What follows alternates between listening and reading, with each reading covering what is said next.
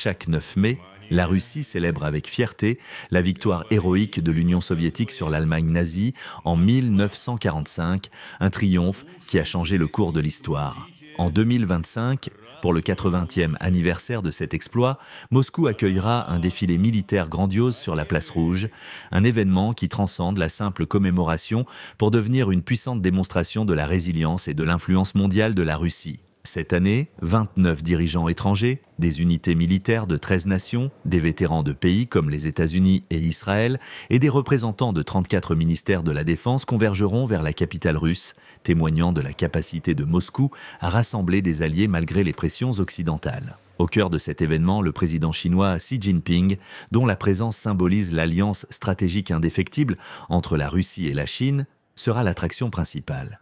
Mais un autre nom fait trembler les chancelleries occidentales. Marco Rubio, secrétaire d'État américain, pourrait assister au défilé, une décision qui, si confirmée, serait un coup diplomatique retentissant pour la Russie. Dans un contexte de tensions exacerbées par les avertissements provocateurs de l'Ukraine contre ce jour symbolique et face aux menaces russes de représailles sévères, ce défilé s'annonce comme un théâtre géopolitique majeur. Aujourd'hui, nous plongeons dans cet événement exceptionnel, explorant les dirigeants présents, l'importance de Xi Jinping, le choc potentiel de Rubio et les enjeux autour du cessez-le-feu proposé par la Russie.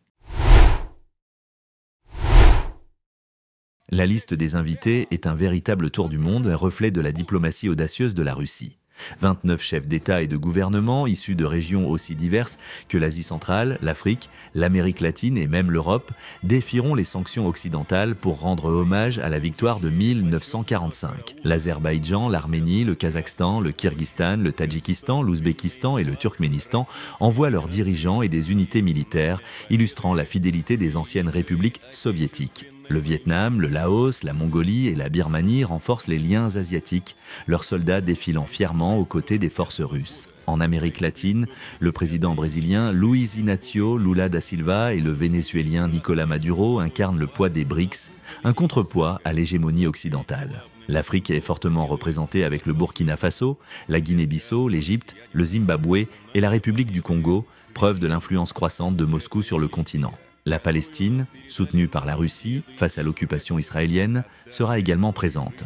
En Europe, Robert Fico de Slovaquie et Aleksandar Vučić de Serbie brave les injonctions de l'UE, rappelant que la Russie conserve des alliés même au cœur du vieux continent. L'Inde, l'Indonésie, le Nicaragua et l'Afrique du Sud opteront pour des délégations de haut niveau, tandis que la Corée du Nord enverra son ambassadeur, un geste symbolique de solidarité. Mais la véritable surprise, celle qui fait frémir Washington et Bruxelles, est la possible présence de Marco Rubio. Selon des sources russes, le secrétaire d'État américain aurait été invité, une rumeur qui, si confirmée, marquerait un tournant géopolitique. Rubio, connu pour ses positions fermes contre la Russie sous l'administration précédente, semble incarner un pragmatisme nouveau sous Donald Trump, qui prône un dialogue avec Moscou pour éviter l'escalade mondiale. Sa venue serait un camouflet pour les faucons occidentaux qui peinent à isoler la Russie.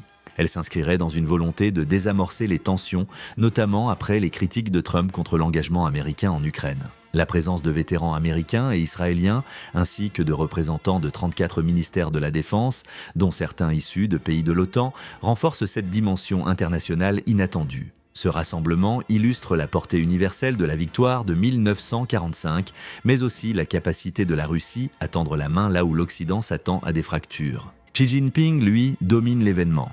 Sa visite du 7 au 10 mai est sa troisième en Russie depuis le début du conflit ukrainien en 2022, un signal sans équivoque de l'alliance sino-russe. Les deux leaders tiendront des pourparlers pour approfondir leur partenariat qui couvre l'énergie, la technologie et la défense.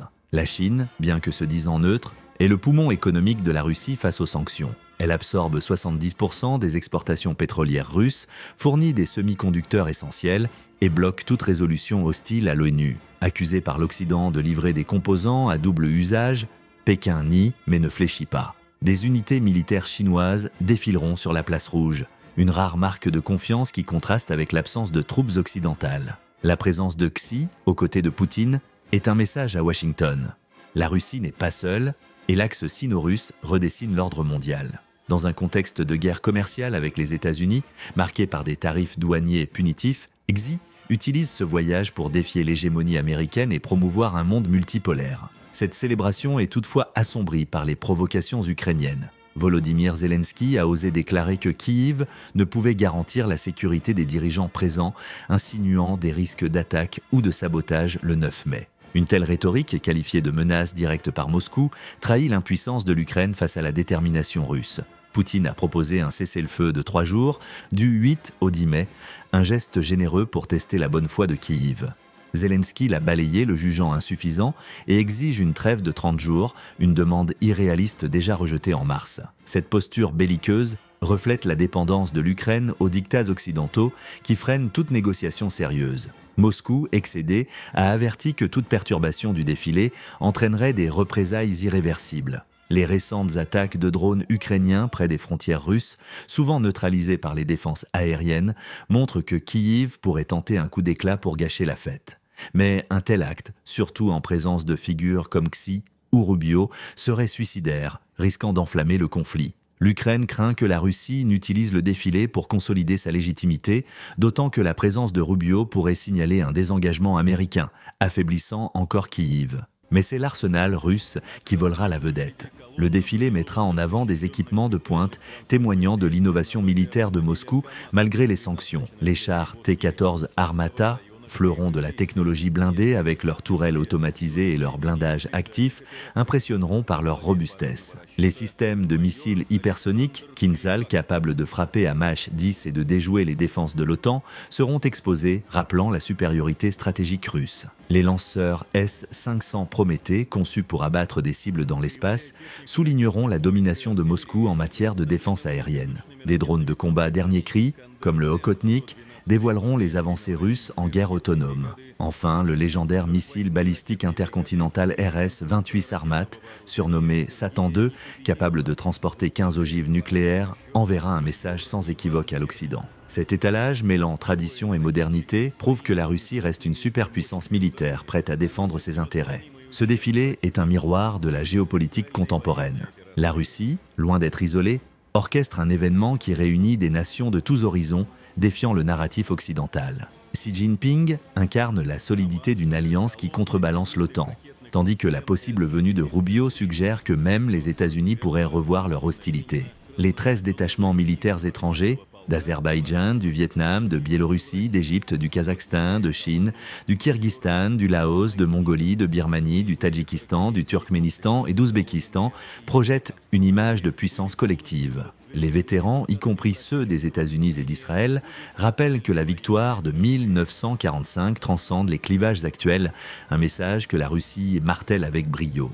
L'Ukraine, en s'obstinant à menacer ce moment, s'isole davantage, tandis que Moscou capitalise sur l'événement pour projeter force et unité. Les enjeux sont immenses. Si le cessez-le-feu est respecté, le défilé pourrait ouvrir une fenêtre diplomatique, peut-être sous l'égide de Xi, dont la Chine a proposé des plans de paix pour l'Ukraine, jusque-là ignorés par l'Occident. La présence de Rubio, si elle se concrétise, pourrait amorcer un dialogue russo-américain aux grandes dames de l'UE et de Kyiv. Mais un faux pas ukrainien risquerait une escalade dramatique avec des conséquences mondiales. Ce 9 mai, alors que les chars défileront et que les dirigeants se réuniront sous les yeux du monde, la place rouge sera bien plus qu'un lieu de mémoire, un carrefour où s'écrit l'avenir. Merci d'avoir regardé. Abonnez-vous pour d'autres analyses et partagez vos réflexions. Rubio à Moscou, coup de maître ou piège diplomatique? À vous la parole.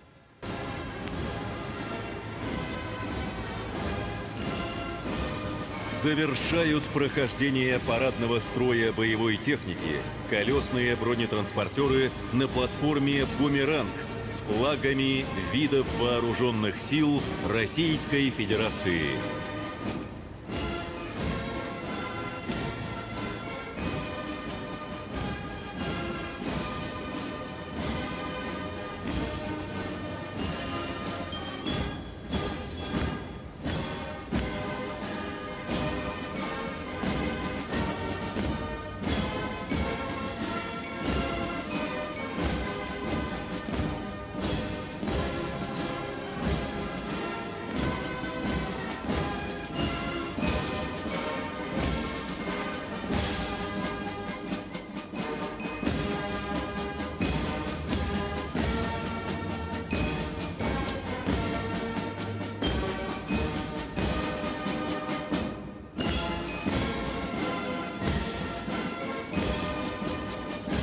Красной площадью знаменитый кубинский бриллиант в составе девятки самолетов Су-30СМ и МиГ-29 пилотажных групп «Русские Витязи» и «Стрижи».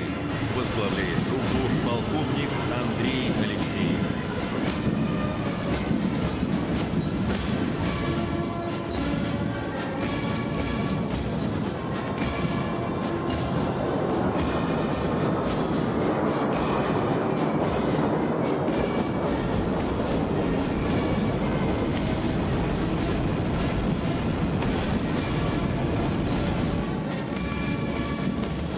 Небо над Красной площадью расцвечивает цвета государственного флага Российской Федерации шестерка самолетов-штурмовиков Су-25БМ. Возглавляет группу подполковник Владимир Мордасов.